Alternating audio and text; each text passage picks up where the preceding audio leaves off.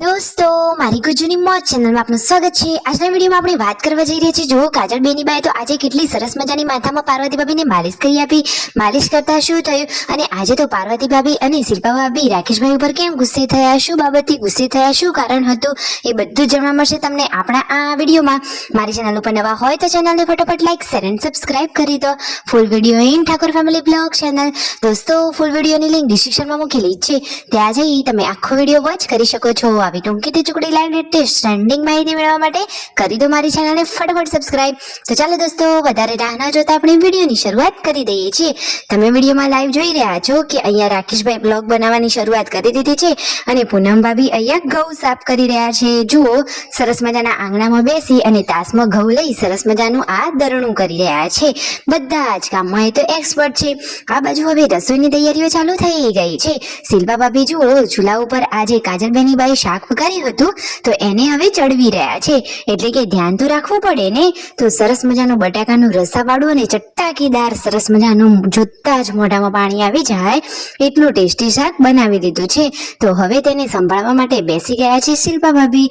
મિતાંશ તો પાર્વતી ભાભી જોડે રમી રહ્યો છે। જમવાનું હવે રેડી છે ને રાકેશભાઈને તો લાગી છે ભૂખ, એ તો જમવા માટે બેસી ગયા છે। તેમની સાથે યશુ પણ જમવા બેસી ગઈ છે। ખુલ્લામાં અહીં બહાર ગરમા ગરમ રોટલી મળતી હોય, આવું શાક અને જોડે ઠંડી ઠંડી છાશ તો ખાવાની તો બાકી મજા જ પડી જાય। ઘરે આવ્યા હતા મહેમાનો અને બીજા હતા સબસ્ક્રાઈબરો। તો જુઓ ઘણા બધા ગામના ભેગા સબસ્ક્રાઈબરો આવ્યા હતા, તો ઘરે તો સબસ્ક્રાઈબરનો આખો મેળો જ જામી ગયો હતો। અને જુઓ તેમના ભાઈ પેલા જે ભૂરાભાઈ કહે છે એ, તેમના વાઈફ, તેમની દીકરી, બધા લોકો આવ્યા હતા એ મહેમાન ગતિ માટે। ફાઇનલી હવે એ પણ ઘરે જવા માટે નીકળી રહ્યા છે બાઇક ઉપર। તો બધા એમને આવજો જજો કહ્યું। પછી સાંજના ટાઈમે રાકેશભાઈ પહોંચી રહ્યા છે ખેતરમાં। કહે છે કે અઠવાડિયું તો બહુ જ મોજ કરી લીધી, હવે ખેતરનું કામ જે રીતે ચાલુ હતું એવી આપણી ડ્યુટી ચાલુ એમ કરીએ તો ખેતરમાં ગયા અને શિલ્પા ભાભી ને પાર્વતી ભાભી અહીંયા 4 વાગતા જ હતા। તો આજે તો જુઓ રાકેશભાઈએ એવું કીધું કે તમે તો નાના નાના પોટલા કરો છો, આવડા આવડા।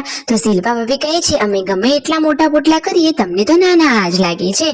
એમ કરી પાર્વતી ભાભી અને શિલ્પા ભાભી આજે તો રાકેશભાઈને વઢ્યા, એટલે કે તેમના ઉપર ગુસ્સે થયા।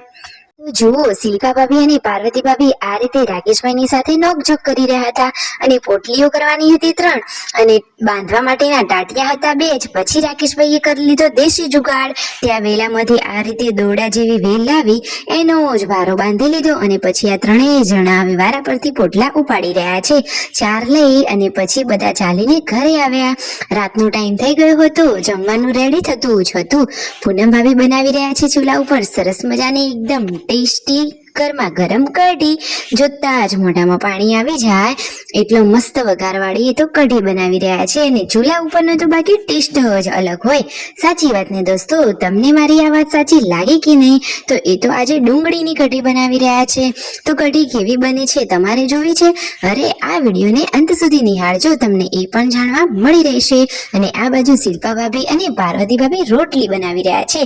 શિલ્પા ભાભી કહે છે કે જેમ તમને 4નો પોટલો નાનો લાગતો હતો એમ રોટલી પણ અમે ગમે એટલી મોટી કરશું તો પણ તમને નાની લાગશે। તો આ રીતે મસ્તી અને નોકઝોક કરી રહ્યા છે। હવે બધા લોકો જેમ પરવારે એમ જમવા માટે બેસી રહ્યા છે અને આજે તો કાજલ બેની બાએ જુઓ પાર્વતી ભાભીના માથામાં મસ્ત મજાની માલિશ કરી આપી। વાવ, એમને તો માલિશ કરતા કેટલી સરસ આવડે છે। બેની બા તો દરેક કામમાં એક્સપર્ટ છે। તમને એમની આ માલિશનું કામ કેવું લાગ્યું? વિડીયો ગમે હોય તો કરી દો ફટોફટ સબસ્ક્રાઇબ।